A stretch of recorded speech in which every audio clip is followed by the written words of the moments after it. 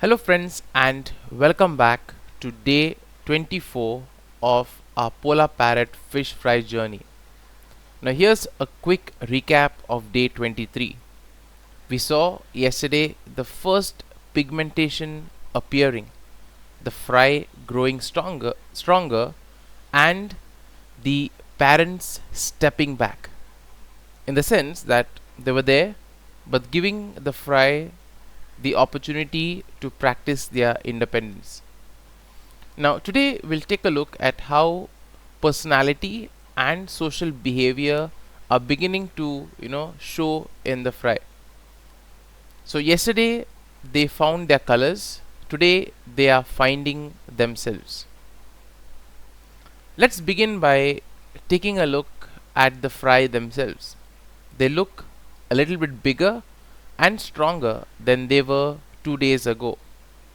Now their movements are kind of smoother, it's less frantic, and they are swimming with intent. So there's a lot of confidence in the way that they are going about, which is quite positive to see. At the same time, we see that some fry stick together in mini shoals or mini schools, as you would like to call them, while there are others who are kind of these solo explorers. So they are the ones who will go and explore on their own, not waiting for the others to join them. At the same time, you can also tell that some of them have got these leadership instincts or leadership traits, and they're leading the others to different areas of the tank. Now, you can already tell the difference between the adventurous ones and the cautious ones. It's like a classroom on the first day of school. You will see the chatterboxes on one side, you'll see the quiet ones, you'll see the leaders, and you'll also see the dreamers. So this is exactly the situation that we have in our aquarium here. Let's talk about group dynamics. Now fry start forming smaller groups of around 5 to 15. So, and we see that as they kind of grow bigger, they'll kind of get more used to forming this kind of groups, because as you know, in the wild these groups are a means of survival, because especially when you have big predators around the place, fry coming together as a big school can put off predators. It can also scare them away because of the sheer size. So therefore that works very well in the wild.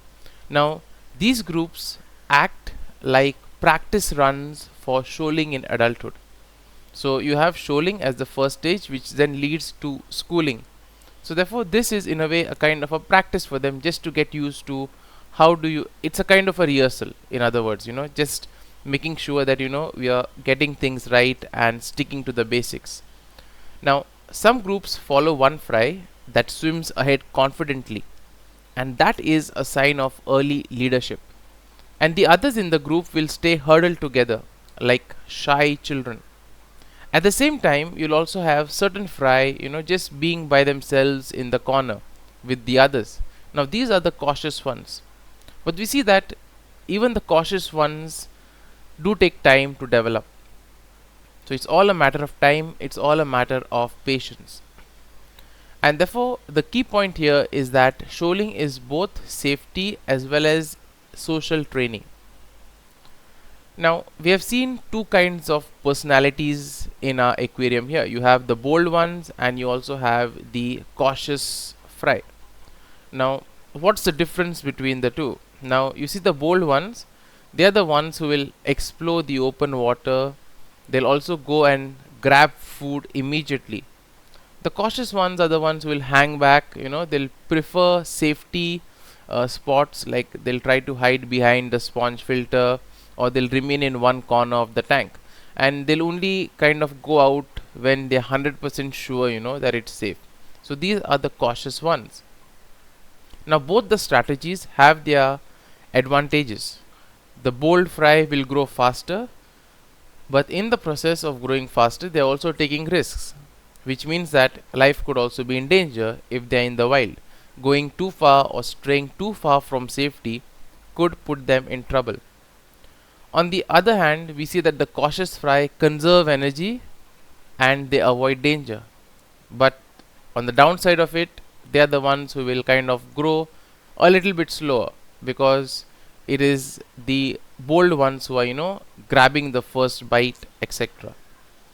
And therefore, this is like a sports team. Some kids rush to, you know, be in the spotlight. They are the ones who will, uh, grab the ball, while others will wait and play strategically. Now, feeding time is one of the best times to observe the personalities of this fish, because it really brings out the personalities more clearly. We see that strong fry chase food aggressively, and they'll dart fast, they'll go to grab it, and that aggressiveness can be seen. Now, some fry also bump into others, and this also tends to create mini rivalries. On the other hand, you will have the smaller and the cautious fry. Now, they'll prefer to pick up the leftovers. So, even at this stage, we see that natural competition is shaping both life as well as growth. And therefore, a practical tip for all feeders out there, for all breeders, is to feed in multiple spots so that all fry get a chance to eat. So, you feed them multiple times a day and in different spots of the aquarium. That is the key to a kind of a happy aquarium where everybody is benefiting. Now, let's speak about rivalries and early hierarchies. So, if you notice closely, you'll find brief chasing, bumping, or one fry claiming a food patch.